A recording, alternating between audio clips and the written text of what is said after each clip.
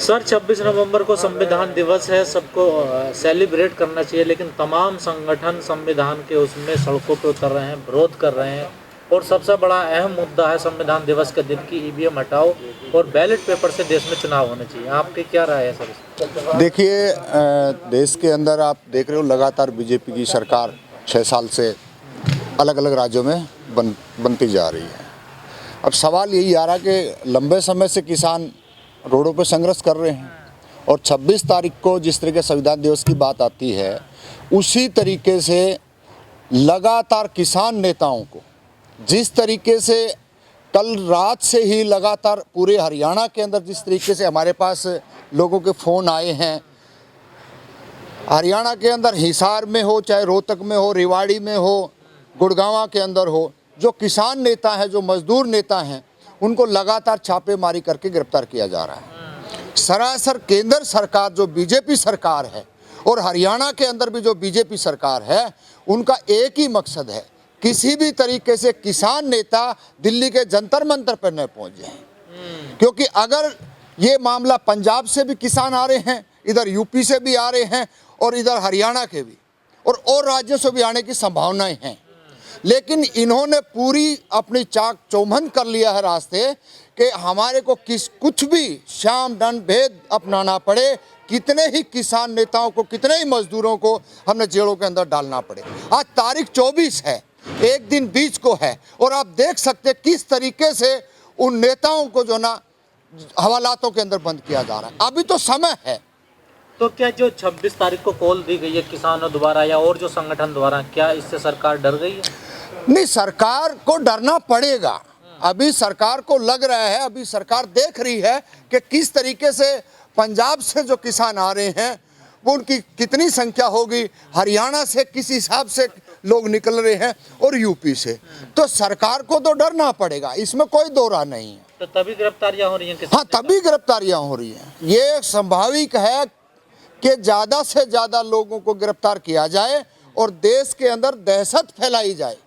आप देख रहे हैं ना, ये दहशत ही थी कि यूपी के बिहार के अंदर अभी चुनाव हुआ, तो चुनाव के अंदर किस तरीके से मीडिया को पहले ये कहा गया कि भाई आरजेडी जीत रही है, गठबंधन जीत रहा है, और उसके बाद में जैसे 12 बजे के बाद में इनपुट आते हैं कि ये मामला सारा ही बदल चुका है। नहीं, वो तो रुझान होते हैं ना, वो तो कभी किसी नहीं, रुझान नहीं है, ये उनकी एक माइंड सेट है। वो पहले इस बात को बताते हैं कि इनको एक बार उछलने दें, वो वहां तक उसको सीमित रखते हैं, और जैसे ही उनके पास अपनी बारी आती है, अपना समय आता है, तो उस हिसाब से वो अपने सारी चीजों को कैबिज कर लिया है। कहते हैं कि आप लोग हारने के बाद आप लोगों की ये बौखलाहट है, कभी ईवीएम का कहते हैं, कभी चुनाव आयोग ने धांधली कर दी, ये आपकी बौखलाहट है हारने के बाद? नहीं, ये बिल्कुल आरोप गलत है। बीजेपी के बिल्कुल गलत आरोप है, कोई बौखलाहट नहीं है। आप कहीं से भी कोई भी वहाँ की फुटेज उठा के देख लें, कहीं भी 2 से 2.5 हजार लोग प्रधानमंत्री की सभाओं में नहीं हैं। इतनी लंबी चौड़ी भीड़ थी, लेकिन उसके बावजूद भी पूरे वहाँ इन्होंने, चाहे नौकरी देने की बात आई हो, चाहे रोजगार की बात हो, बहुत सारे तमाम तरीके के हथकंडे अपनाए गए, लेकिन लास्ट में क्या किया इन्होंने? लास्ट में जाकर के देर रात 5 बजे जिस तरीके से मीटिंग करी है, और मीटिंग करके इन्होंने कह दिया इधर काउंटिंग चल रही है, बैलेट पेपर की काउंटिंग हो रही है, और उधर से घोषणाएं कर दी हैं। लेकिन ये कहीं ना कहीं तेजस्वी की भी और गठबंधन की भी कहीं ना कहीं कमजोरी रही है कि मैं खुले आपके माध्यम से कहना चाहता हूं आप देश की जनता को कि अगर 5 बजे के बाद जो घटना हुई थी, अगर जो जनादेश था महागठबंधन के पास, क्योंकि पूरे देश के अंदर लॉकडाउन में कोई नुकसान नहीं होता है, तो क्या उस दिन बिहार के अंदर जो मेन जो जगह थी वहां पर लोग खड़े होकर विरोध करते, तो इनकी ताकत नहीं थी कि सत्ता में आज मुख्यमंत्री बना करके और बीजेपी सरकार बना लेती। लेकिन ये कमी रही है हम लोगों को। लेकिन धांधले के कोई सबूत तो नहीं मिले ना कि धांधली हुई है? वो बड़े शातिर हैं।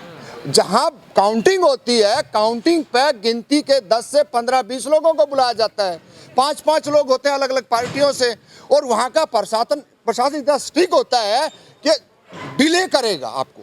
इतना डिले करेगा कि जितना 7, 8, 9, 10 जितनी पब्लिक छटती रहेगी और 10 बजे 11 बजे आपको लग गया कि अब बिल्कुल हमारी कंट्रोल स्थिति में है, तो उसी टाइम उनके ऊपर लाठीचार्ज कर देगा। 26 तारीख को जो ईवीएम के विरोध में देश भर में जो आंदोलन होने वाले हैं, दिल्ली की तरफ जो किसान भी आ रहे हैं जी, क्या इस ईवीएम में कारगर साबित होंगे? सरकार पर कोई असर पड़ेगा? क्योंकि चुनाव आयोग तो कह रहा है कि ऐसा कुछ नहीं है, उसने तो कई बार चैलेंज भी दिया कि ईवीएम हैक करके दिखाइए हमारी। देखिए समय समय पे ईवीएम हैक करके भी दिखाई गई है, और ईवीएम जब तक भारत के अंदर रहेगी, जब तक इस देश के जो मूल निवासी हैं, दलित हैं, पिछड़े हैं, मुस्लिम हैं, वो सत्ता के नज़दीक नहीं आ सकते। और 26 तारीख को जिस तरीके से जंतर मंतर पर किसानों को रोका जा रहा है, उसी तरीके से आप देख लेना, आप भी यही होंगे, हम भी यही होंगे।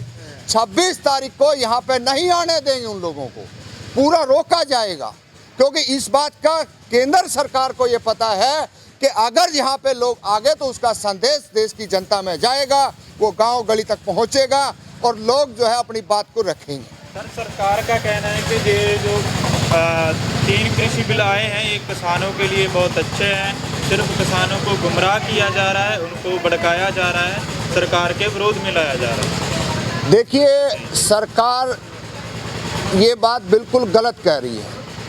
विरोधी, ये किसान विरोधी बिल है, क्योंकि समय समय पे हर आदमी जो किसान नेता हैं वो बता रहे हैं इसको, और लगातार इतने लंबे समय से आप देख रहे होंगे हर जगह पे जो है ना लॉकडाउन की परिस्थिति में लोग जो है ना रोडों पे निकल रहे हैं, और उसके बाद में जंतर मंतर पे आके ना लोग कॉन्फ्रेंस करते हैं और 26 तारीख की कॉल दी जाती है।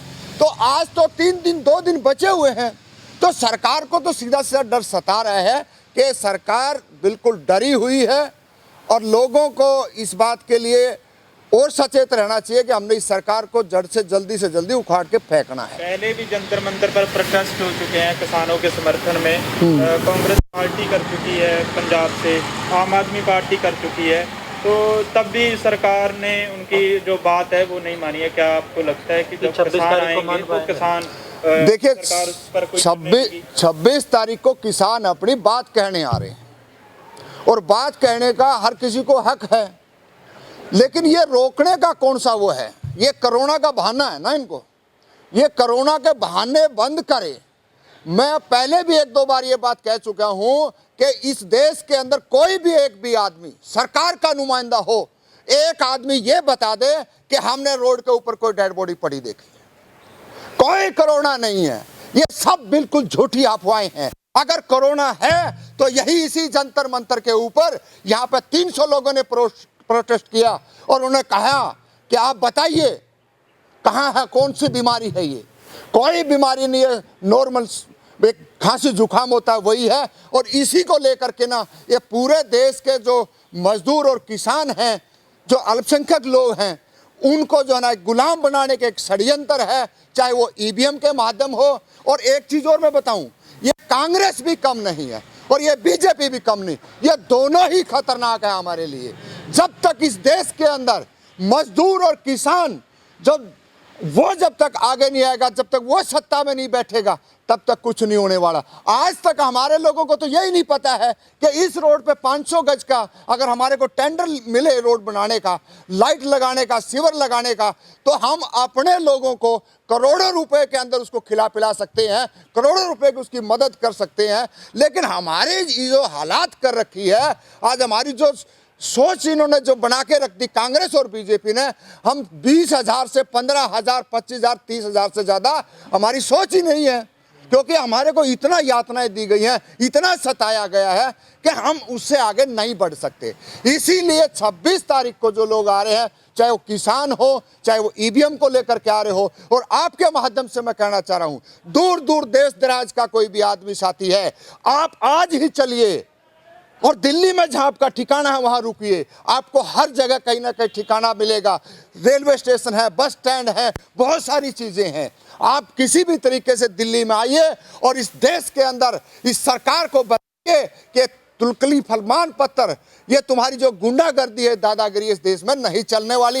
ये बहुत कुछ आप कर चुके हो। मेरा सवाल था कि क्या इस आंदोलन का कोई सरकार पर असर पड़ेगा? नहीं, बिल्कुल सरकार पे असर क्यों नहीं पड़ेगा। इस देश के अंदर जब जब जनता जगी है तो बड़ी बड़ी कांग्रेस भी कहती थी ना कि हम इस देश से नहीं जाएंगे, तो आज कांग्रेस कहाँ खड़ी है। तो इसी तरीके से ये तो आरएसएस और बीजेपी के लोग हैं, इनकी कोई ज़्यादा लंबी चौड़ी औकात नहीं है, ये ज़्यादा लंबे समय तक नहीं चल सकते हैं।